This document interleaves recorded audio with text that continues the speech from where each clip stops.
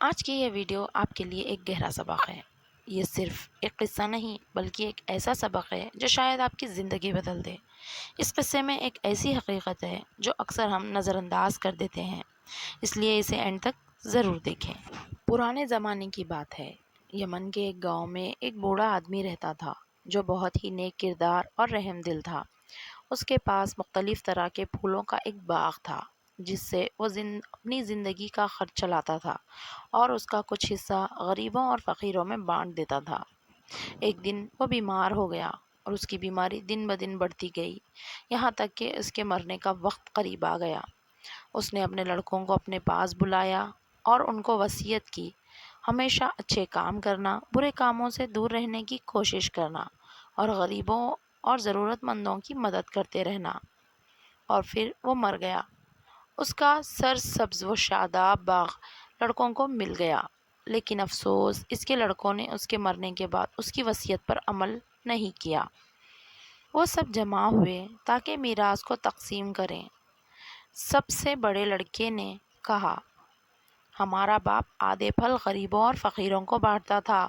وہ ایک سادہ اور بے وقوف آدمی تھا، خود صرف ضرورت بھر خرچ کرتا تھا اور باقی دوسروں کو دے دیا کرتا تھا۔ سب سے چھوٹے بھائی نے کہا، ہاں تم صحیح کہہ رہے ہو، ہم اس باغ کی وجہ سے بہت دولت مند ہو جائیں گے، لیکن اس شرط کے ساتھ کہ یہ سب کا سب ہم لوگ خود استعمال کریں اور دوسروں کو نہ دیں۔ ان کا منجلا بھائی جو کہ ایک سمجھدار اور ایماندار آدمی تھا، اس نے کہا، یہ سرسبز اور شاداب باغ اور اس کے پھل سب غریبوں اور فقیروں کے صدقہ دینے ہی کی وجہ سے باقی ہیں۔ ہم سب کا سچا اور واقعی رازق اللہ ہے جو نیک لوگوں اور صدقہ دینے والے افراد کو انعام دیتا ہے اور ان کے مال میں برکت دیتا ہے۔ وہ دونوں اس کی بات سن کر غصے میں آ گئے اور کہنے لگے، اگر تم نے دوبارہ اپنی زبان سے اس طرح کی بات کہی تو تجھے سخت سزا دیں گے۔ پھر انہوں نے طے کیا کہ دوسرے دن باغ میں جا کر سب پھل وغیرہ چن لیں گے اور سب کو بیچ دیں گے، لیکن غریبوں اور فقیروں کو کچھ نہ دیں گے۔ انہوں نے خدا کی مرضی کو نہیں دیکھا اور دل میں برا ارادہ کیا، لیکن ان کے بھائی نے دوبارہ ان سے مہربانی اور نرمی کے ساتھ کہا، میرے بھائیوں، کم از کم یہ تو دیکھو اللہ کی مرضی اور اس کی رضا کیا ہے، کیونکہ ہم اللہ کی مرضی کے خلاف کوئی کام نہیں کر سکتے۔ انہوں نے اپنے بھائی کا مذاق اڑایا، اس کو دھمکی دی اور اپنے برے ارادے پر اٹل رہے۔ دوسرے دن جب صبح سو کر اٹھے تو سورج نکل چکا تھا اور درختوں پر پرندے اپنی میٹھی آواز میں اللہ کی حمد و ثنا کر رہے تھے، اس کی قدرت کی گیت گا رہے تھے۔ وہ سب اٹھے اور اپنی باغ کی طرف چل دیے تاکہ جلدی سے جا کر پھل توڑ لیں۔ وہ لوگ اس طرح سے چھپ کر اور منہ چھپا کر نکلے کہ کوئی ضرورت مند اور فقیر ان کو باغ میں جاتے ہوئے دیکھ نہ لے اور ان سے کچھ نہ مانگ لے۔ وہ آپس میں آہستہ آہستہ باتیں کر رہے تھے، اس کے بعد کسی ضرورت مند کو باغ کی طرف دیکھنے بھی نہیں دیں گے۔ ہاں، باغ ہمارا ہے اور ہم ہی اس کے مالک ہیں۔ ہم اسے بیچ کر امیر ہو جائیں گے اور پھر کوئی دوسرا باغ خرید لیں گے۔ لیکن ان کا مخلص اور با ایمان بھائی ان کو بار بار اللہ کی طرف متوجہ کر رہا تھا اور کہہ رہا تھا، میرے بھائیوں، آپ نے اللہ کو کیوں بھلا دیا ہے؟ کیا آپ نہیں جانتے کہ جو اللہ کے سامنے اپنی اکڑ دکھاتا ہے اس کو نقصان ہوتا ہے؟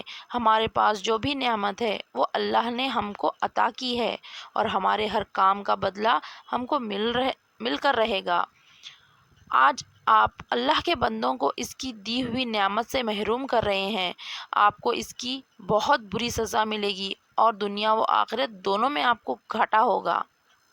ان دونوں نے اس کی بات کی طرف کوئی توجہ نہیں دی اور کہا، کیا تم بھی یہی چاہتے ہو کہ باپ کی طرح قناعت کرو؟ دیکھ نہیں رہے اس میں سے ہم کو کتنا فائدہ ہوگا اور ہم کتنے دولت مند ہو جائیں گے؟ باتیں کرتے کرتے وہ لوگ اپنے باغ کی طرف پہنچ گئے، لیکن وہاں انہیں کچھ اور ہی دکھائی دیا۔ پورا باغ جل کر راکھ ہو چکا تھا اور نہ کوئی درخت تھا نہ کہیں پھل۔ لیکن جب غور سے ادھر ادھر دیکھا، اپنا سر پیٹنے لگے، یہ تو ہمارا باغ ہے۔ کہنے لگے، شاید ہم راستہ بھول کر کہیں اور آ گئے۔ اسی طرح سے ان کے شیطانی خیالات اور ان کے برے ارادے مٹی میں مل گئے۔ اللہ نے ان کے باغ میں آگ لگا دی اور وہ شرمندہ ہو کر کہنے لگے، ہم نے اپنے باپ اور بھائی کی باتوں پر عمل نہیں کیا اور بہت بڑا گناہ کیا۔ ہم دوسروں کو اس باغ سے محروم کرنا چاہتے تھے، اللہ نے ہم ہی کو محروم کر دیا۔ ایک دوسرے کو کوس رہے تھے اور کہہ رہے تھے، ہم نے اللہ کو بھلا دیا اور اس سے بغاوت کی۔ اب ہم اپنے کیے پر شرمندہ ہیں اور اللہ سے معافی چاہتے ہیں۔ ہم اللہ سے امید کرتے ہیں کہ وہ ہم کو بخش دے گا اور اس سے بہتر ہم کو عطا فرمائے گا۔ انہوں نے توبہ کی اور پھر سے اللہ کی اطاعت کرنے لگے اور سمجھ گئے کہ ہمارا بوڑھا اور نیک باپ کس طرح سے اللہ کی مرضی کو حاصل کرتا تھا اور اللہ بھی اس سے خوش تھا۔ یہ داستان ہم سب کے لیے عبرت اور سبق ہے، تاکہ ہم یہ سمجھ سکیں کہ جو لوگ اللہ کے حکم کے خلاف جاتے ہیں ان کا انجام کیا ہوتا ہے۔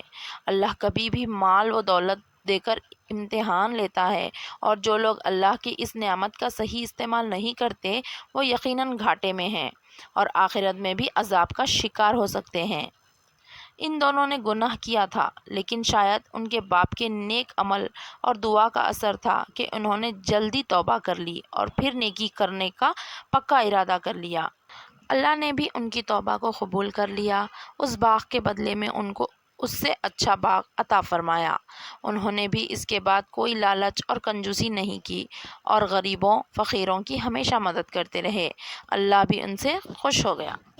دوستو، اس قصے سے آپ کو کیا سبق ملا؟ اپنی رائے کمنٹ میں ضرور بتائیں۔ جزاک اللہ۔